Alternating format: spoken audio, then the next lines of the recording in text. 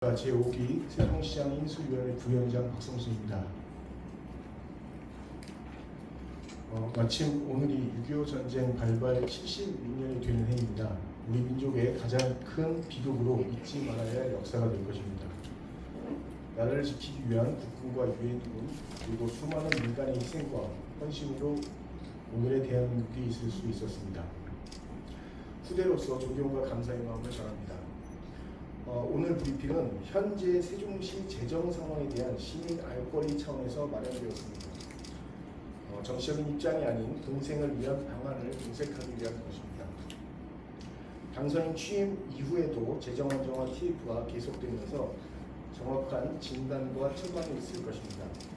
제5기 시정은 행정수도 세종, 지속가능한 자족도시 세종, 시민의 삶의 질을 높이는 데 주력하면서 작은 단위 사업부터 세심히 살펴야 할 것입니다. 다만 민생을 돌보고 챙기는 여민전, 전반적인 복지와 관련된 예산 등은 시민 여상의 마음으로 견지하는 것이 바람직할 것입니다. 그럼 오늘 브리핑을 시작하겠습니다. 오늘은 시정 5기 출범을 앞두고 시민 여러분께 세종시가 직면한 전례 없는 구조적 재정위기 상황을 투명하게 공개하고 이를 극복하기 위한 재정 안정화 방향에 대해 말씀드리겠습니다. 세종시는 단층제라는 구조적 한계로 인해 자구 노력만으로는 극복하기 어려운 재정 위기에 직면해 있습니다. 이에 제5대 세종시장직 인수위원회는 시민 여러분께 현재 어려운 재정 상황을 있는 그대로 말씀드리고 근본적인 재정 혁신을 통해 위기를 다 함께 정면으로 돌파해 나가보자 이 자리를 마련하였습니다. 현재 세종시는 세입 정체와 세출 급증이라는 이중고 속에 부족한 재원을 채무와 기금으로 간신히 버티고 있는 비상 상황입니다. 2026년 재정 규모는 2조 3,536억 원으로 2021년 수준에도 미치지 못한 채 정체 상태에 머물고 있습니다. 올 하반기 재정 전망은 1,000억 원 이상 재원이 부족하며 2030년까지는 1조 5천억 원 이상의 재원이 필요할 것으로 추산되고 있습니다. 세입 부문에서는 자체 재원과 이전 재원이 모두 취약해 실제 가용 재원은 부족한 상황입니다. 특히 자체 세입의 핵심인 취득세는 부동산 경기 침체로 급감하여 안정적인 자체 세입 확보가 매우 어려운 실정입니다. 이전 재원 중 보통 교부세는 올해 1,203억 원으로 같은 단층제인 제주도의 6.5%에 불과합니다. 이를 주민 1인당으로 환산하면 세종은 31만 원, 제주는 278만 원으로 9배 차이를 보이고 있습니다. 또한 세출 부문은 필수 의무 지출 및 유지 관리비 증가로 자율적으로 쓸 수 있는 재량 지출 여력이 턱없이 부족한 상황입니다. 인건비, 복지비 등 의무 지출 비중은 2021년 56%에서 2026년 72%까지 급증한 반면 같은 기간 재량 지출 비중은 44%에서 28%로 대폭 축소되어 재정 경직성이 매우 심화되었습니다. 특히 국가로부터 인수받는 대규모 공공시설의 유지관리 비용이 2030년까지 지속적으로 증가할 것으로 추계됩니다. 그 사이 공원과 산촌 내에 난 구성원 풀도 제때 못 갚을 정도로 기본적인 도시관리의 한계를 드러내고 있습니다. 이런 가운데 만성적인 세입 부족을 지방채와 기금에 의존함으로써 재정 건전성에 빨간불이 켜진 상황입니다. 세종시에 따르면 올해에만 부족한 재원을 충당하기 위해 736억 원의 지방채를 신규 발행 예정이고 통합재정 안정화 기금을 제외한 전체 13개 기금 중 대부분의 기금 예치금은 최소한의 목적 사업을 위한 예산으로 여유 자금이 거의 없는 상황입니다.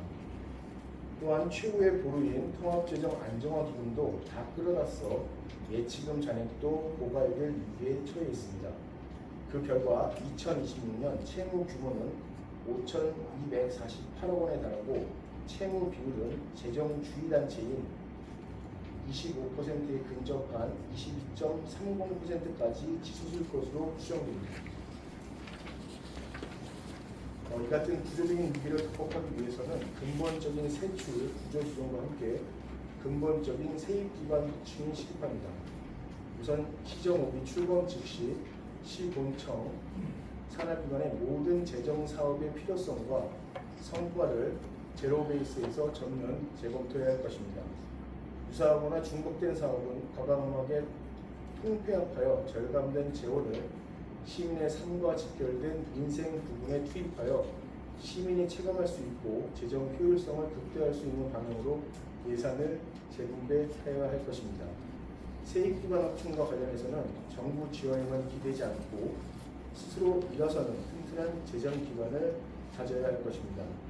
현행 취득세 중심의 세입 구조에서 벗어나 산업단지 조성과 기업주시 등으로 지방소득세, 소비세 중심의 안정적인 자체 세입 기반을 확충해야 할 것입니다.